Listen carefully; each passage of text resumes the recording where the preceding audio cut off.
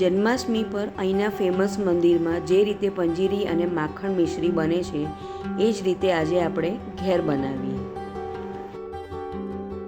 Welcome back to my channel. હું છું ગુજ્જુ ફૂડી પરાગી દેસાઈ. પહેલાં આપણે પંજીરી બનાવીશું. એના માટેના ઇન્ગ્રેડિયન્ટ્સ છે: પેનમાં આપણે 1 ટીસ્પૂન જેટલું ઘી લઈશું અને તેમાં કાજુ અને બદામને થોડા સાંતળી લઈશું.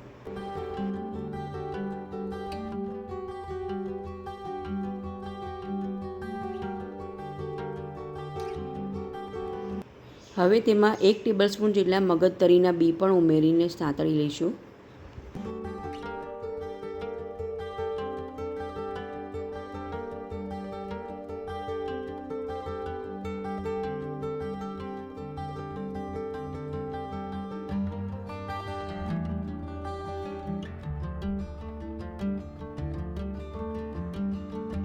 હવે એ ઘીવાળા પેનમાં 1 ટેબલસ્પૂન જેટલું સૂકું કોપરાનું છીણ પણ શેકી લઈશું.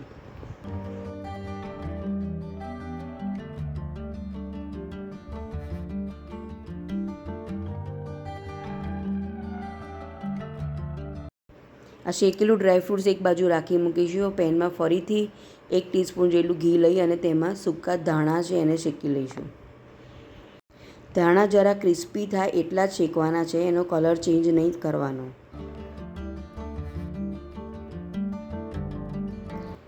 હવે તેમાં 1 ટેબલસ્પૂન જેટલા સોવાના દાણા અને 1 ટેબલસ્પૂન જેટલું જીરું ઉમેરીશું. ઘણા લોકો સોવાના દાણા ધાણાના જેટલા જ માપમાં ઉમેરતા હોય છે, પણ આપણે અત્યારે 1 ટેબલસ્પૂન જેટલા જ ઉમેરીશું. ચોમાસાની ઋતુમાં પાચન શક્તિ બહુ જ મંદ પડી જતી હોય છે, તો ભગવાનનો પ્રસાદ પણ એ રીતે જ બનતો હોય છે કે જેમાં ધાણા છે, સુવાના દાણા છે, જીરું છે, બધું જ પાચન શક્તિમાં ખૂબ જ હેલ્પ કરતું હોય છે. ગેસ અને અપચો પણ મટાડતું હોય છે. હવે આમ આપણે 1 ટેબલસ્પૂન જેટલી આખી સૂંઠ ઉમેરીશું અને ગરમ ગરમ જ જે છે જીરું ને બધું એની અંદર જ એની જાતે થોડી શેકાઈ જશે. આ બધું હવે આપણે મિક્સરમાં દળી લઈશું. જો સૂંઠ આખી ન હોય તો આ મિક્સર દળાઈ ગયા પછી એની અંદર 1 ટેબલસ્પૂન જેટલો સૂંઠ પાવડર પણ ઉમેરી શકાય છે.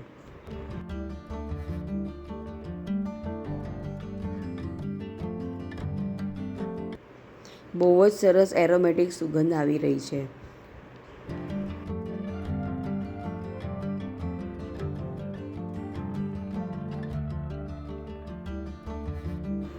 હવે ધાણાના માપ કરતાં અડધું માપ લેવાનું ખડી સાકરનું અને તેની અંદર થોડા ઇલાયચીના દાણા નાખીને આપણે એને પાછું ક્રશ કરી લઈશું અને એને ધાણા મિક્સર સાથે મિક્સ કરી લઈશું બરાબર રીતે.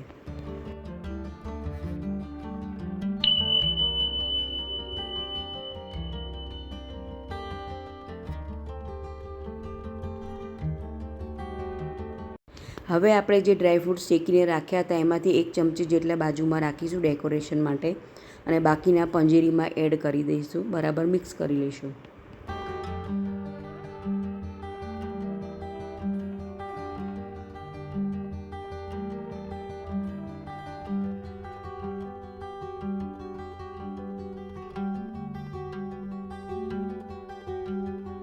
તો જન્માષ્ટમી પર કાનાજીને ખૂબ જ એવી પ્રિય પંજીરી ઘરની જ સામગ્રીમાંથી તૈયાર થઈ ગઈ છે.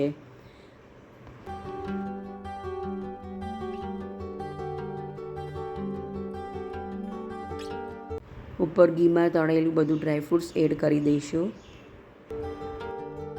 તો આ જન્માષ્ટમી પર ફક્ત 10 જ મિનિટમાં બની જતી પંજીરી ઘેર જ બનાવીએ અને કાનાજીને ધરાવીએ.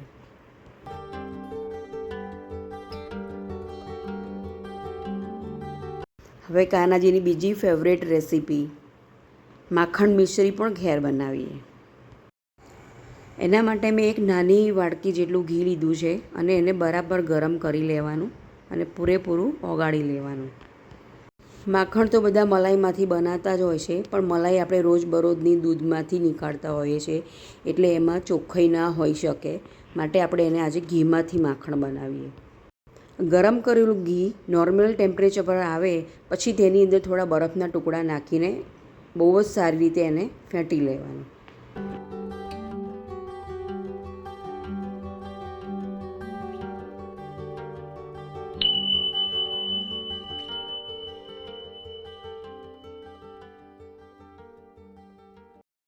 ઘીને બરફની સાથે સતત ફેંટતા જ રહેવાનું, જેથી એકદમ વ્હાઈટ કલરનું માખણ બની જશે.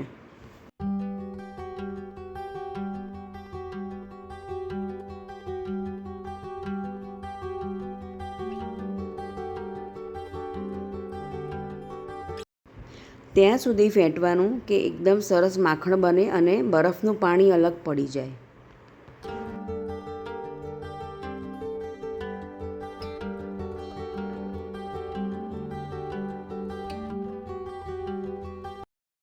જો બરફનું પાણી અલગ દેખાય છે. કેટલું સરસ વ્હાઈટ માખણ બની ગયું.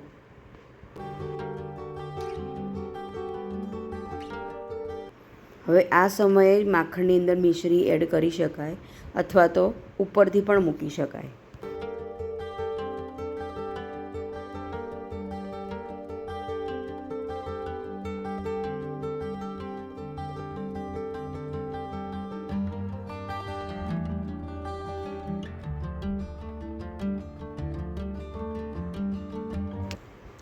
ઉપરથી થોડી ખડી સાકર અને કેસરના તાંતણા મૂકીશું.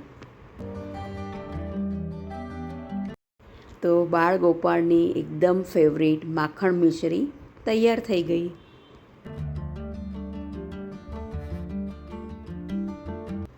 મિત્રો, જો આ મારી બંને જ રેસિપીઝ તમને ગમી હોય તો લાઈક કરજો, બીજાને શેર કરજો અને જો મારી ચેનલ હજી સુધી સબસ્ક્રાઈબ ના કરી હોય તો ગુજ્જુ ફૂડીને સબસ્ક્રાઈબ કરી લેજો.